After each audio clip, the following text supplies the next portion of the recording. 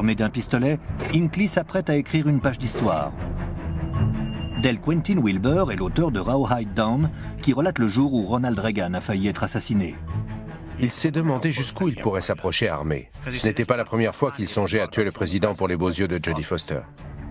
Une heure plus tôt, depuis une chambre d'hôtel miteuse, Hinckley écrit une dernière lettre délirante à l'objet de son obsession potentiellement mortelle. Cher Jodie, il se pourrait très bien que je me fasse tuer en tentant d'avoir Reagan. C'est pour cette raison que je t'écris cette lettre. Je suis très heureux à l'idée que tu connaisses au moins mon nom et que tu saches ce que je ressens pour toi. Tapi à quelques mètres du président Reagan, Hinckley s'apprête à tirer plusieurs coups de feu. Reagan était entouré de plusieurs agents des services secrets. John Hinckley s'est dit « Je vais voir ce que ça donne si je passe à l'acte maintenant ». Il a sorti son arme et tiré 6 coups en l'espace d'1 seconde et demie. Plusieurs personnes sont touchées, y compris le président Ronald Reagan. En quelques secondes, ils lui sont tombés dessus. Ils l'ont maîtrisé, jeté à l'arrière d'une voiture de police et conduit au commissariat central de Washington. Stuart Johnson est désigné par la cour pour défendre John Hinckley.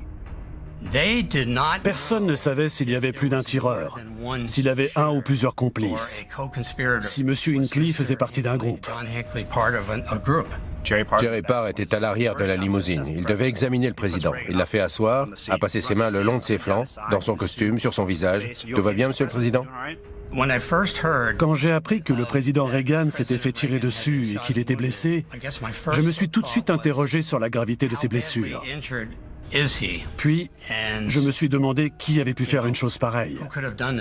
John Hinckley Jr. obtient enfin l'attention de celle qu'il harcèle depuis qu'il l'a découverte dans Taxi Driver de Martin Scorsese. Pourtant, des années plus tôt, en 1955, Hinckley avait tout d'un enfant comme les autres. Sa transformation en l'un des hommes les plus haïs de l'histoire marque un virage à 180 degrés par rapport à sa jeunesse privilégiée. John Hinckley Jr. était le fils d'un couple aisé. Son père travaillait dans l'industrie pétrolière. Il avait grandi à Dallas, au Texas. Puis sa famille a emménagé dans le Colorado parce que son père voulait vivre à la montagne. Il avait un grand frère, une petite sœur.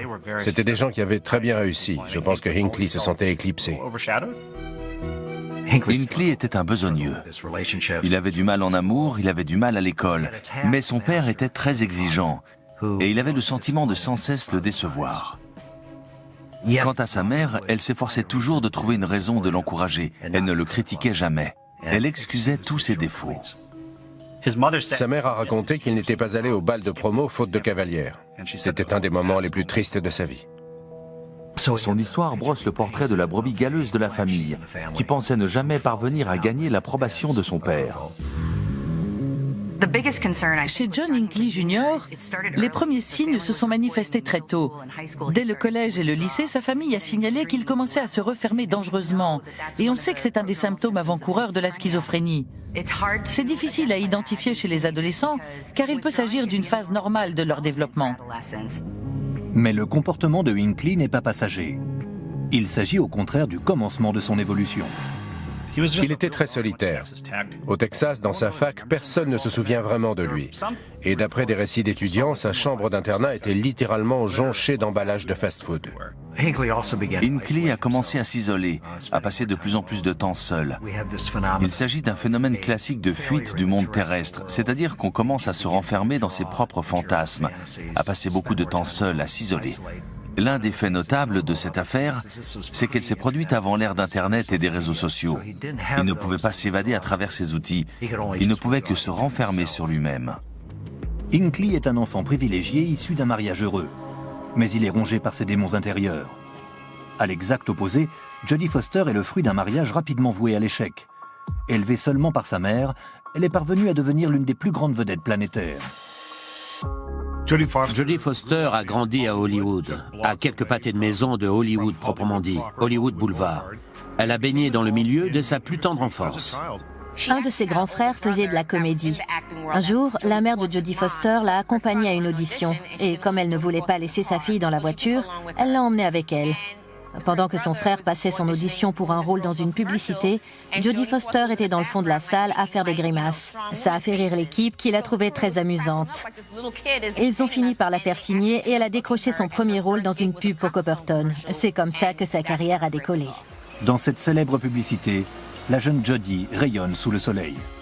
C'est peut-être une des pubs les plus célèbres de tous les temps. Cette pub a tourné pendant des dizaines d'années. Elle est indissociable de la marque Copperton. C'est une image emblématique. Et elle avait à peine 3 ans. Liv Garrett est un ancien enfant star devenu la plus grande figure adolescente des années 70.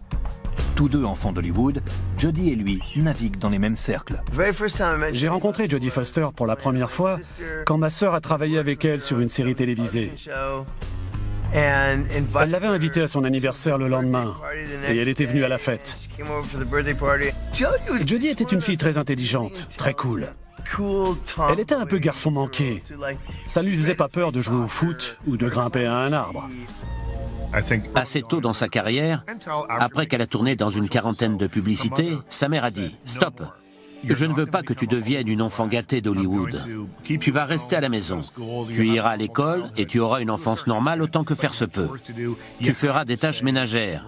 Il faut que tu gardes les pieds sur terre. » C'était une jeune actrice très courtisée, mais je ne pense pas qu'elle ait jamais réellement aspiré à en faire son métier en grandissant. Malgré la volonté de sa mère d'offrir à sa fille une enfance normale, Jodie Foster continue de jouer. Elle se révèle aux yeux du monde par une série de performances saisissantes avant même son adolescence. En 1974, Martin Scorsese l'a choisi pour jouer dans Alice n'est plus ici. Mais sa collaboration la plus célèbre avec Scorsese serait aussi son film le plus polémique. En 1976, la sortie du bientôt classique Taxi Driver de Martin Scorsese va changer non seulement la vie de Jodie Foster, mais aussi celle de Hinckley. Quand Hinckley voit le film, elle devient l'objet de son obsession, avec des conséquences désastreuses. Los Angeles, 1975. Jodie Foster poursuit son ascension dans sa carrière de comédienne. Sous l'œil vigilant de sa mère, elle devient la coqueluche d'Hollywood. Quand Jodie Foster a commencé à apparaître à la télévision, dans des séries télévisées, elle était payée 2 fois plus que la plupart des autres comédiens. Jodie faisait passer sa carrière au premier plan. Elle était constamment en demande de nouveaux rôles. C'était une professionnelle accomplie à un âge où la plupart des enfants en sont encore aux tables de multiplication. Rapidement, le cinéma frappe à la porte. En 1972, pour ses débuts, Jodie Foster donne la réplique à Michael Douglas dans Napoléon et Samantha. C'est dans son enfance qu'elle a livré ses meilleures interprétations. Je n'ai jamais vu quelqu'un d'aussi naturel. C'était une actrice exceptionnelle, merveilleuse et incroyablement naturelle. En 1976, la carrière de Jodie Foster atteint les sommets avec son interprétation de la jeune prostituée Iris aux côtés de Robert De Niro dans Taxi Driver. Le film fait d'elle une star, mais va aussi attirer l'attention de John Hinckley, toujours plus perturbé et instable mentalement. Le public était très choqué en voyant le film, parce que la fin est très violente, particulièrement crue, et elle apparaissait dans certaines de ses scènes. Les gens trouvaient ça dérangeant. Avec sa violence brute, sa sensualité explosive et ses performances d'acteur hypnotisantes, Taxi Driver est un phénomène. Avant d'être choisie pour le film, elle a dû passer un examen psychologique afin de s'assurer que le fait d'incarner une prostituée à l'écran ne la traumatiserait pas à tout jamais. Elle leur a dit « Écoutez, j'ai grandi à Hollywood, à quelques pâtés de maison de l'endroit où les prostituées font le trottoir sur Hollywood Boulevard. J'ai vu des filles comme Iris tous les jours dans mon enfance. » Ce rôle vaut à Jodie Foster ses toutes premières nominations aux Oscars. Je pense que le fait d'être nommé aux Oscars à l'âge de 14 ans engendre une pression énorme qui aurait pu faire craquer n'importe quel acteur. Mais comme la mère de Jodie Foster lui avait fait faire des tâches ménagères et avait fait tout son possible pour l'élever comme une enfant normale au sein d'un milieu complexe et déroutant, elle a gardé la tête sur les épaules après sa nomination pour Taxi Driver. Sa carrière a littéralement décollé. C'était un tourbillon complètement fou. Tandis que Jodie Foster est sur le toit du monde, John Hinckley Jr. perd rapidement toute notion de réalité. Sa vie se délite progressivement et il s'enfonce toujours plus profondément dans le délire et la maladie mentale. John pensait qu'il pouvait écrire des chansons. Il venait d'une famille aisée et ça aurait dû lui ouvrir beaucoup de perspectives. Il s'est dit que c'était ce qu'il voulait faire, alors il est allé tenter sa chance à LA et ça a été un échec total. Il avait du mal à créer des liens avec les autres, à entretenir des relations amicales, à réussir dans ses études. Toutes ces choses ont commencé à s'accumuler et à empirer en vieillissant. À l'époque, il a complètement sombré dans la schizophrénie. Et une fois qu'il s'est mis à délirer, il était déjà trop tard. Il n'y avait plus moyen de l'arrêter. Les parents de Hinckley, bien conscients des troubles de leur fils, l'emmènent consulter un psychiatre nommé John Hopper. John Hopper a tenté de traiter Hinckley. Les archives indiquent qu'il a cherché à traiter ses problèmes de dépression et d'anxiété et son trouble de la personnalité narcissique à l'aide d'un léger tranquillisant, le Valium. Et il ne semble pas que ça ait changé quoi que ce soit. À la suite de quoi, le Dr Hopper a recommandé un autre type de traitement au père de Hinckley. Il devait fixer des limites strictes à son fils en ce qui concerne l'argent qu'il lui donnait, les conditions de son retour à la maison. Il appelait cette méthode la fermeté affectueuse. Rétrospectivement, son père a déclaré qu'il n'aurait jamais dû avoir recours à cette approche avec son fils, qu'elle était inefficace. Je pense que rien de tout ça n'aurait pu fonctionner. Les symptômes de John Hinckley Jr. prenaient le pas sur tout le reste. Il n'arrivait pas à avoir des contacts normaux avec sa famille. Le père de John Hinckley Jr. voulait qu'il fasse des études, et c'est pour cette raison qu'il s'est inscrit à l'université. Mais ses troubles l'empêchaient complètement de mener à bien ses études. De toute façon, son père n'aurait rien pu faire.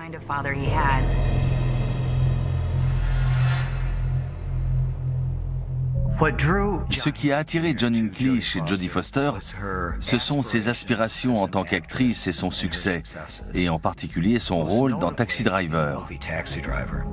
Hinckley aurait vu le film au moins une quinzaine de fois et se serait pris de fascination pour lui et ses personnages. Deux d'entre eux sortent du lot. Le premier, c'est Travis Bickle, interprété par Robert De Niro. Il y incarne un chauffeur de taxi singulier, solitaire et paranoïaque. L'autre personnage qui le fascinait, c'est celui de Jodie Foster, qui joue le rôle d'une jeune prostituée dans le film. Mis en commun, ces deux personnages ont commencé à alimenter ses fantasmes de poursuite. À cette période de sa vie, il cherchait quelque chose à quoi se raccrocher. Il était devenu membre d'un groupe néo-nazi. Il y avait adhéré à une époque où il cherchait quelque chose pour donner un sens et un cadre à sa vie. Le fait qu'il ait été évincé d'un groupe néo-nazi, parce qu'il s'était montré trop extrême et incontrôlable, prouve qu'il était capable d'émotions particulièrement violentes. Des émotions qu'il n'avait pas encore manifestées envers sa famille et les gens de son entourage auparavant. Il a commencé à développer des obsessions sur différents sujets. Et le film Taxi Driver est sorti au bon moment pour lui. Il a alors pu reporter son obsession sur les personnages du film et il s'est même mis à tout faire pour ressembler au personnage principal. Dans ses fantasmes, il s'imaginait à la place de Travis Bickle. John Hinckley s'identifiait à Travis parce que s'il avait un côté sombre, Jodie Foster faisait ressortir une autre facette de sa personnalité. Il allait s'occuper d'elle, il s'en sentait responsable.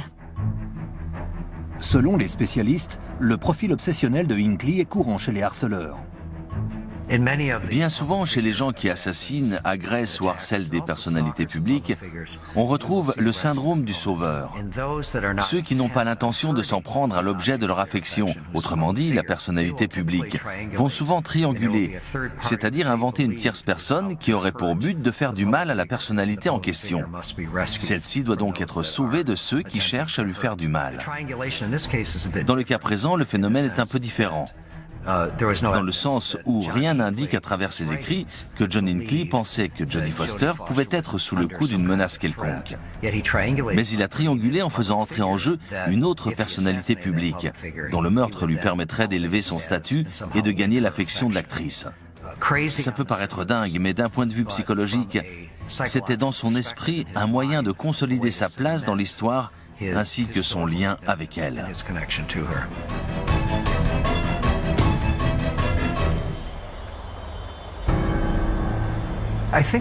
Si je peux spéculer, je dirais que ce qui a attiré Hinckley chez Travis Bickle, c'est que c'est un personnage qui vit en rupture totale avec la société. Il est seul, il ne fait confiance à personne et il aspire à créer une forme de lien avec quelqu'un. Dans le film, il essaye d'établir une relation proche avec une autre protagoniste féminine, interprétée par Sybil Shepherd. Puis, constatant son échec, il entame une relation avec la jeune prostituée incarnée par Jodie Foster. L'obsession dévorante de Hinckley pour Foster va vite déboucher sur une résolution macabre. Pendant 2 ans, Hinckley a appris à se servir d'une arme à feu. Il s'est en quelque sorte préparé à mettre à exécution un plan qu'il devait tourner et retourner dans son esprit depuis qu'il avait vu Taxi Driver.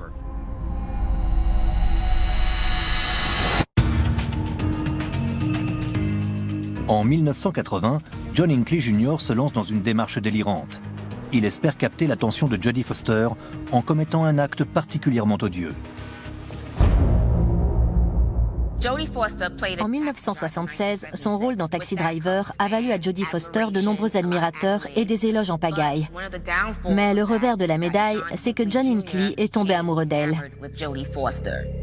Il regardait Taxi Driver en boucle et il était obnubilé par elle, au point de vouloir connaître ses moindres faits et gestes.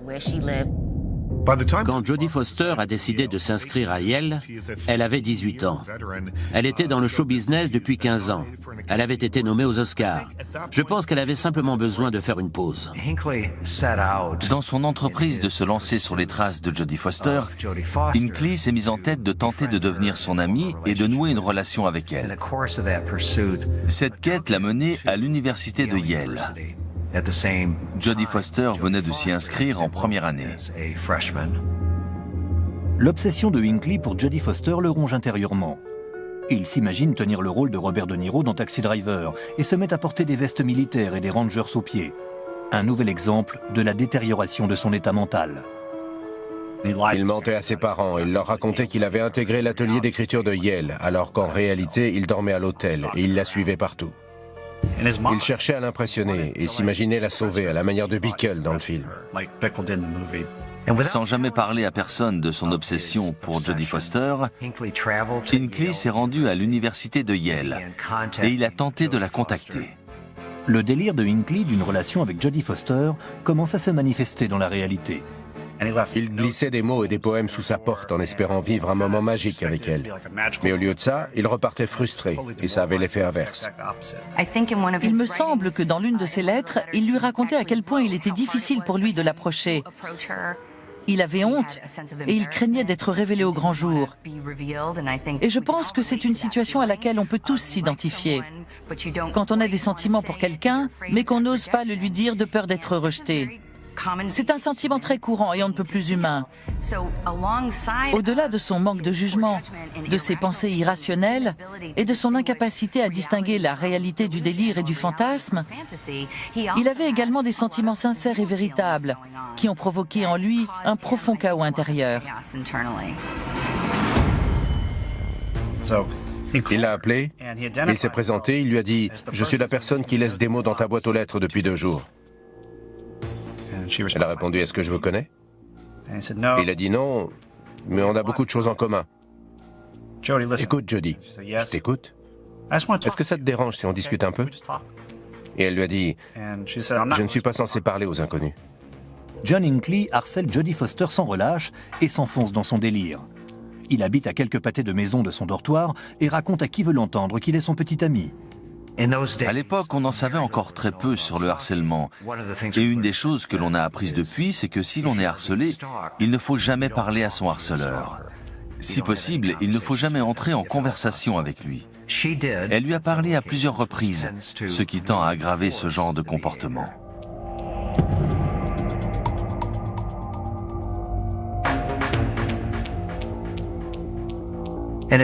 Cela a tendance à faire naître dans l'esprit du harceleur l'espoir d'une relation future, voire à lui faire croire qu'une relation est déjà en train d'éclore.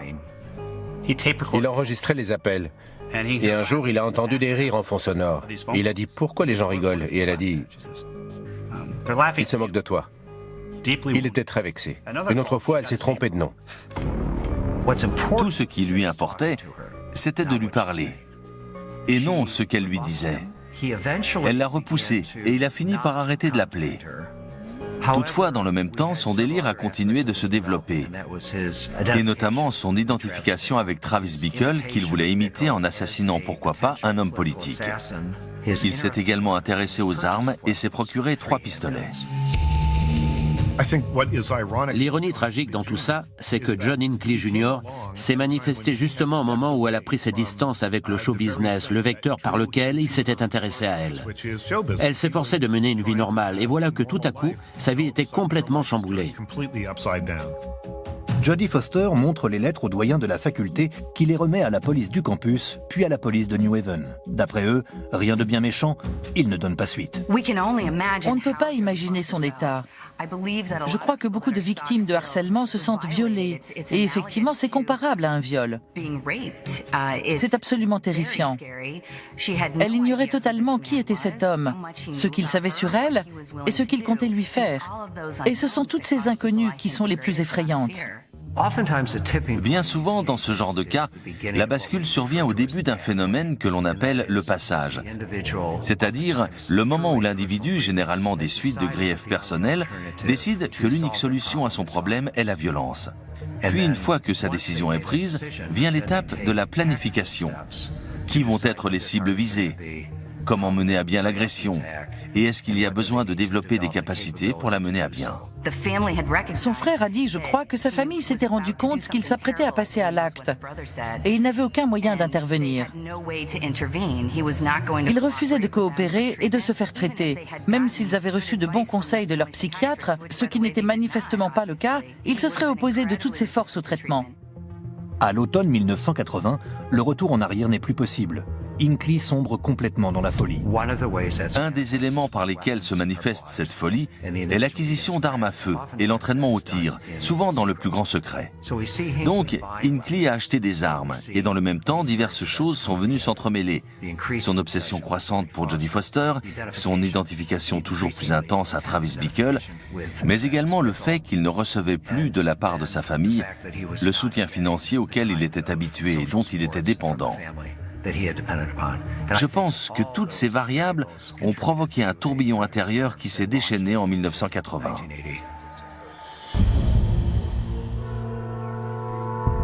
À ce moment-là, le monde de ses fantasmes était devenu sa norme.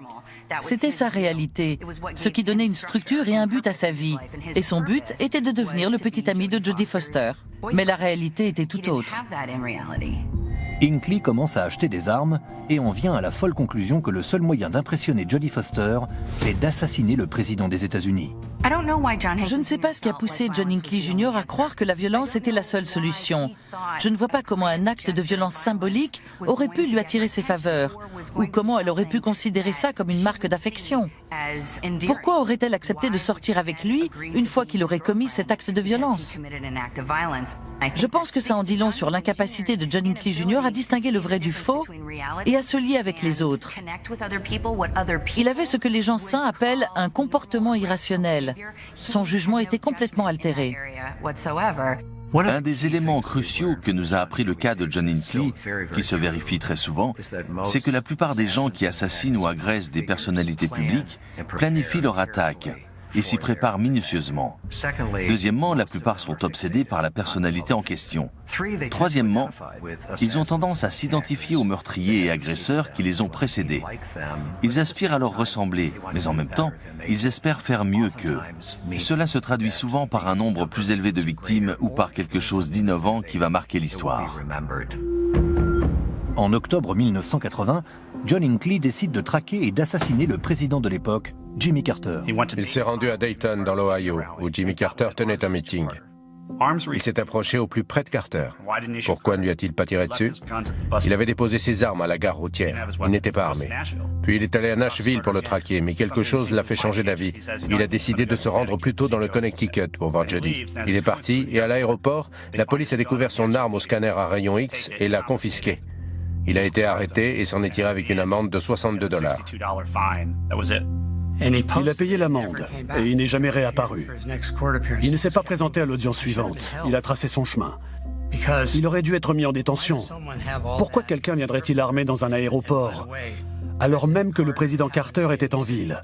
Il aurait dû être incarcéré. S'il avait eu ses armes sur lui, je pense qu'il aurait tué Jimmy Carter. Ou peut-être qu'il n'avait simplement pas encore le cran de passer à l'acte, je ne sais pas. Tout ce que je sais, c'est que ce qui s'est passé le 30 mars est en grande partie dû au hasard. Et s'il était arrivé un jour plus tôt? Alors que Hinckley s'apprête à tuer le président en exercice pour assouvir son obsession mortifère, un autre détraqué commet un acte de violence odieux. 4 mois avant que Hinckley ne tente d'assassiner Reagan, Mark David Chapman tuait John Lennon. Et comme on le sait, les meurtriers de personnalités publiques étudient souvent très attentivement les assassins qui les ont précédés. Ils espèrent les égaler, mais aussi, pourquoi pas, les surpasser.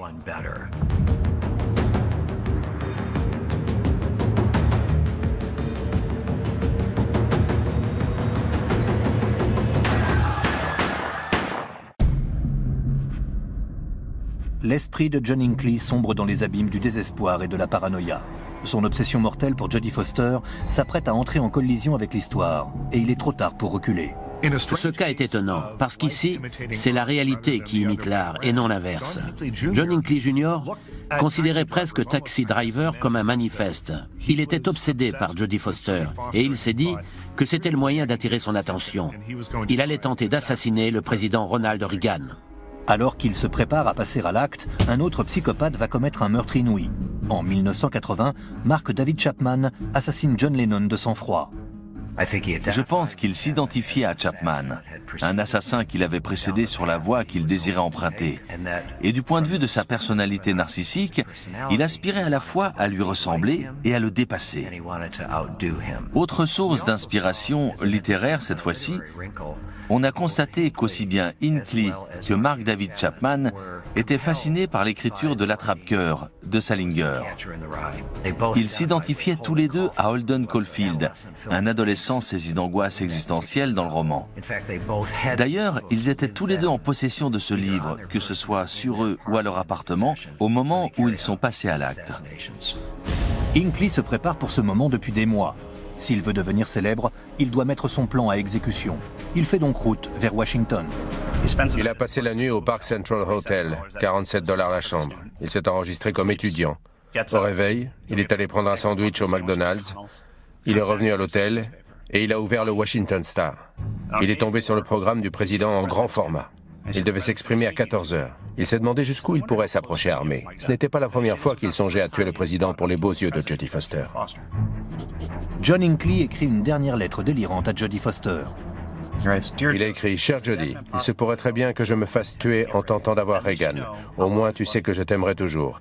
J'abandonnerai immédiatement l'idée de tuer Reagan si je pouvais conquérir ton cœur et passer le restant de mes jours avec toi, même dans l'obscurité complète.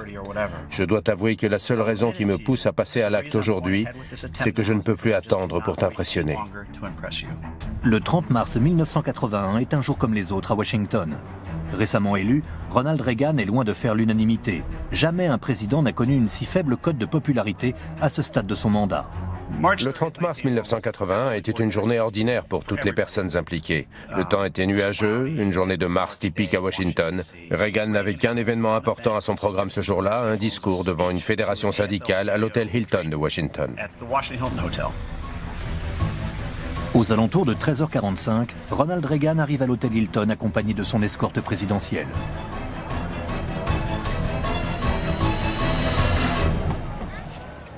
Il s'était rendu à l'hôtel Hilton plus d'une centaine de fois avec le président des États-Unis.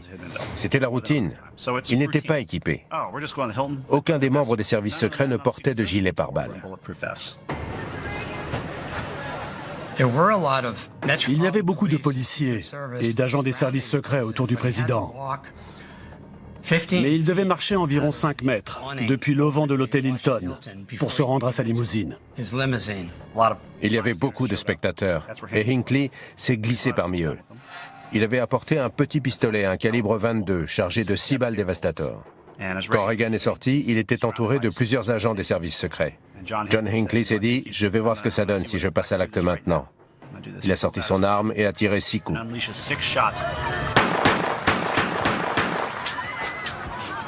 La première balle a atteint à la tête Jim Brady, l'attaché de presse. Il est tombé. La deuxième a touché Tom Delahanty dans le dos. C'était un policier chargé du cordon de sécurité. La voie aurait dû être dégagée pour tuer Reagan. Mais Jerry Parr, le chef de la protection rapprochée du président, a tout de suite réagi. Il a poussé Reagan à l'arrière de la limousine et Tim McCarthy, un agent des services secrets, a fait rempart de son corps, prêt à prendre une balle pour le président. Le troisième coup a manqué sa cible. La quatrième balle a atteint Tim McCarthy à la poitrine. Il ne portait pas de gilet pare-balles. Il est tombé. La cinquième balle s'est écrasée sur la vitre blindée de la portière de la limousine au moment où Jerry Parr et Ronald Reagan se cachaient derrière. Sur le moment, personne n'a vu où était partie la sixième balle. Elle a touché le flanc de la limousine, elle s'est glissée dans un espace large comme ça, entre la portière et le cadre, et elle a atteint Reagan au côté gauche. Le chauffeur a écrasé l'accélérateur. Jerry Parr était à l'arrière de la limousine. Il devait examiner le président au plus vite. Il l'a fait asseoir, a passé ses mains le long de ses flancs, dans son costume, sur son visage. « Tout va bien, Monsieur le Président ?»« Oui, ça va. Mais je crois que je me suis fêlé une côte. » Quelques secondes plus tard, Reagan a recommencé à se plaindre de douleurs au dos et à la poitrine. Il ne se sentait pas très bien. Si Jerry Parr avait mis une fraction de seconde de plus pour mettre Reagan à l'abri, il aurait pris une balle dans la tête et pas dans les côtes. Le président Reagan hurle de douleur et est conduit directement aux urgences. Jerry Parr ignorait s'il y avait d'autres tueurs. On était en pleine guerre froide. Le président arrive à l'hôpital 3 minutes plus tard et s'effondre sur le sol. Il avait les yeux révulsés. De tous les médecins et les infirmières que j'ai interrogés, pas un ne pensait qu'il allait s'en sortir. Ils l'ont emmené au bloc et après plusieurs heures de recherche, ils ont fini par trouver la balle. Elle était à 2 cm de son cœur. Elle était à 2 cm de son cœur et ils l'ont extraite. Pendant que Reagan se rétablit, l'agent Tim McCarthy est vite remis sur pied. L'agent de police, Thomas Delahanty, souffre de lésions neurologiques irréversibles, mais c'est l'attaché de presse de la Maison-Blanche, James Brady, qui paie le plus lourd tribut. Sa blessure à la tête le laisse paralysé. Il passera le reste de sa vie à se battre pour un contrôle plus strict des armes à feu. Il ne faisait aucun doute que le prévenu était l'auteur de la fusillade, car la police lui était tombée dessus juste après les coups de feu.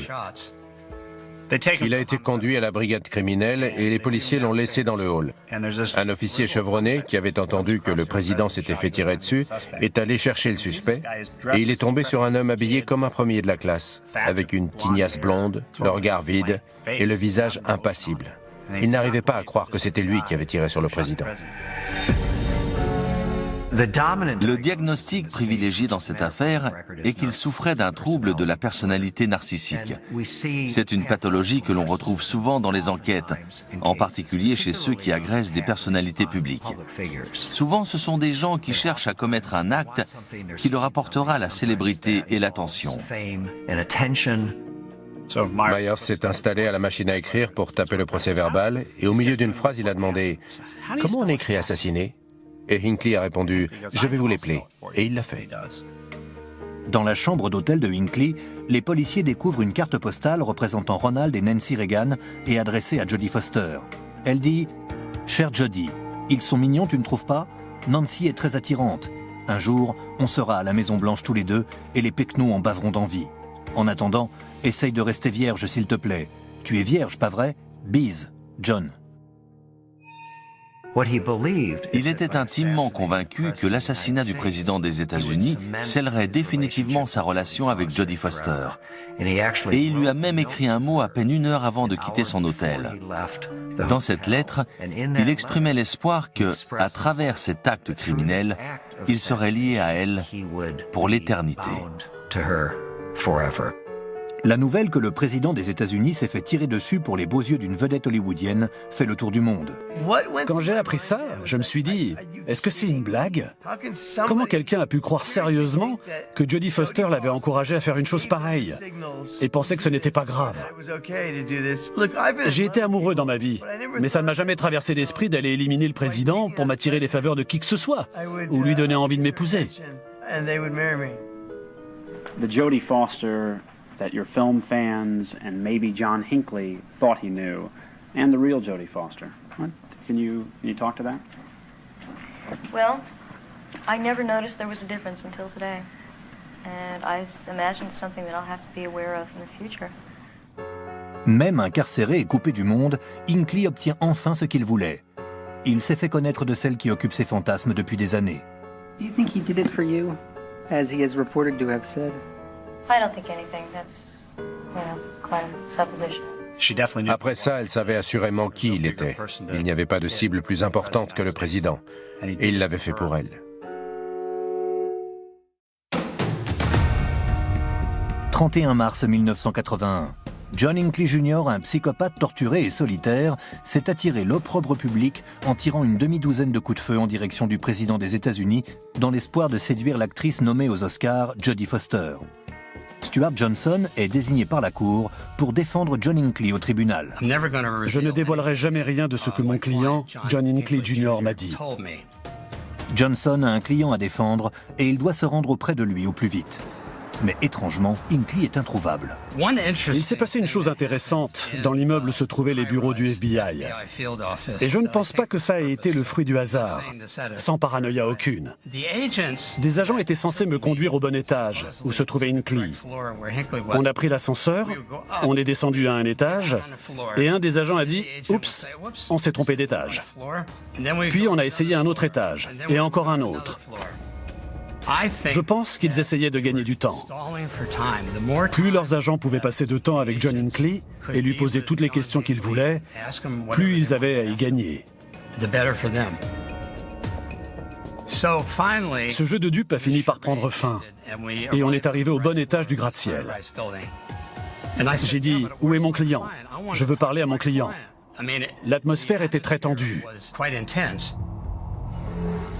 Le souvenir que je garde de cette première rencontre, ce qui m'a frappé physiquement chez John Hinckley Jr., c'est qu'il avait les paupières mi-closes. Bien sûr, je me suis demandé quelle en était la raison. J'imagine que c'était dû au choc de la situation et au fait d'avoir été frappé au visage. Il était très calme. Il ne jouait pas au petit malin. Il était respectueux. C'était un petit homme grassouillet et à l'air un peu bébête. L'État inculpe Hinckley de tentative de meurtre contre le président des États-Unis. J'étais très enthousiaste d'avoir été désigné et d'être impliqué, même brièvement, dans la défense de John Hinckley. N'importe qui l'aurait été. Il aurait fallu être totalement insensible pour ne pas être terriblement excité. L'avocat commis d'office de Hinckley doit s'effacer lorsque sa famille met la main au portefeuille pour engager une prestigieuse équipe juridique. Hinckley plaide non coupable pour cause de démence. À l'époque, quand on plaidait la démence, ce qui en l'occurrence était fondé sur des examens cliniques, c'est à l'accusation que revenait la charge de prouver que le prévenu était sain d'esprit au moment des faits. Le procès de Hinckley s'est transformé en combat d'experts. Les faits en eux-mêmes ne constituaient qu'une part infime de l'affaire. Et ce sont les experts de la défense qui, les premiers, ont avancé que Hinckley était fou et présentait des symptômes schizophrènes. Les témoins de l'accusation, quant à eux, disaient que c'était prémédité et qu'il n'était pas fou. En 1982, John Hinckley est déclaré irresponsable et interné à l'hôpital psychiatrique Sainte-Élisabeth. À l'époque, cette décision a fait couler beaucoup d'encre à travers tout le pays. À la suite du procès en 1984, la loi a été modifiée. On a estimé que la charge de la preuve devait être revue dans le système fédéral. Est-ce que je pense que si l'affaire était jugée aujourd'hui, le jury rejetterait l'argument de la défense pour Hinckley ?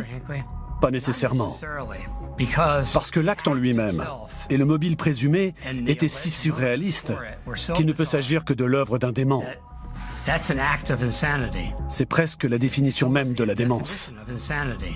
Après plusieurs décennies passées dans une institution sécurisée, Hinckley est libéré de Sainte-Élisabeth en 2016. Il est placé chez sa mère en Virginie et doit se soumettre à des règles strictes de libération. Mais toutes ces années de traitement n'auront peut-être pas suffi à traiter sa maladie. Le trouble de la personnalité narcissique est l'un des troubles de la personnalité les plus tenaces et les plus problématiques. C'est le diagnostic qui a été rendu au sujet de John Hinckley Jr. à sa libération après plus de 30 ans de traitement. Pour mieux décrire le narcissisme pathologique, j'ai pour habitude de le comparer à un ballon gonflé. Un ballon gonflé peut paraître imposant et solide, mais il est vulnérable si on le perce. Et lorsqu'on le perce, il se dégonfle en un éclair. Il est extrêmement vulnérable. Un ballon qui n'est que partiellement rempli d'air et qui a une appréciation plus réaliste de lui-même n'est pas vulnérable à la piqûre. En d'autres termes, sa peau est bien plus résistante. Ces individus ont la peau fine. Selon toute vraisemblance, il ne récidivera pas, mais on ne peut pas en être sûr. À mon sens, John Hinckley et les événements de 1981 ont changé le cours de l'histoire, tout autant que s'il avait réussi son coup. Le plan macabre et la violence de Hinckley semblent avoir profondément affecté les relations de Jodie Foster avec le public. Pendant que Hinckley était en prison, Jodie Foster a eu une carrière incroyable. Elle a tourné dans des grands succès comme Contact. Elle a pris plus de temps pour elle, réalisé de nombreux films. Mais selon moi, son accomplissement le plus remarquable, c'est d'avoir réussi à instaurer une vraie séparation entre sa vie publique et sa vie privée. On en sait très peu sur Jodie Foster, quand on pense que c'est une vedette depuis des décennies. Je pense qu'elle a gardé la tête froide malgré tout. Et j'espère qu'elle a gardé un regard lucide sur le monde. Je pense que ça l'a rendue un peu plus réservée et plus secrète. Mais c'est pas grave. Je pense que l'attitude des célébrités d'aujourd'hui, qui ont tendance à se montrer plus froides et réservées, dérive directement de l'interaction entre Jodie Foster et John Hinckley. Elles se sont renfermées derrière des murs de plus en plus hauts. Elles ouvrent moins volontiers leurs portes. Hinckley a-t-il exprimé le moindre remords? Je dirais simplement ceci. Je crois connaître la réponse, mais je n'ai pas envie de vous la donner. En un sens, il a accompli ce qu'il avait entrepris de faire. Leurs noms sont entrés ensemble dans l'histoire.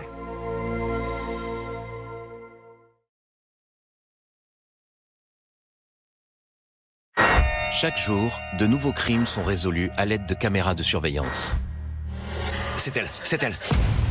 Des millions d'Américains sont filmés quotidiennement à leur insu. Mais ces images peuvent aussi constituer les preuves irréfutables qui permettent aux policiers de résoudre les enquêtes criminelles les plus complexes. En voyant les images, on a compris. Il transporte un corps. Découvrez les toutes dernières affaires résolues à l'aide de ces